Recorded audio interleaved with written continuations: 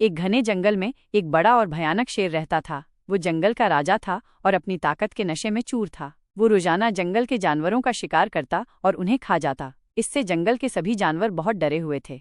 एक दिन सभी जानवरों ने मिलकर एक योजना बनाई। वे शेर के पास गए और उससे कहा, महाराज, अगर आप इसी तरह हम सभी का शिकार करते रहेंगे तो एक दिन जंगल में कोई जानवर नहीं बचेगा। हम आपको एक प्रस्ताव देना चाहते हैं।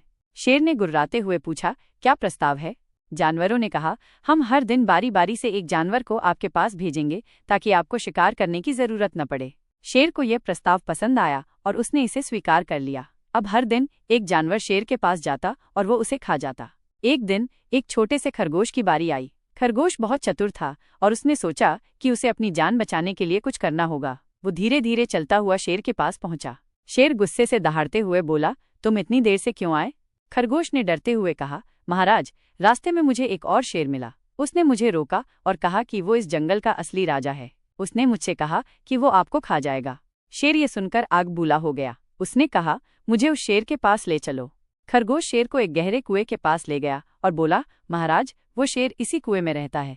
शेर ने कुएं में झांककर देखा तो उसे अपनी ही परछाई दिखाई दी। उसने सोचा कि ये दूसरा शेर है। गुस्से में आकर उसने दहाड़ लगाई और उसकी आवाज कुएं में गूंज गई। शेर को लगा कि दूसरा शेर भी उस पर दहाड़ रहा है। वो और भी गुस्से में आ गया और कुएं में कूद गया और इस तरह शेर डूबकर मर गया।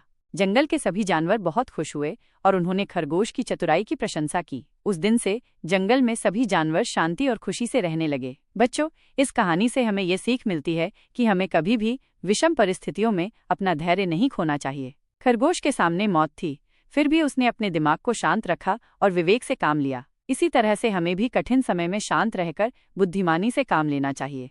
और हाँ, राजकुमार ब्राइट फ्यूचर स्कूल को लाइक और सब्सक्राइब करना न भूलें ताकि आप ऐसी ही और ज्ञानवर्धक कहानियाँ देख सकें। धन्यवाद।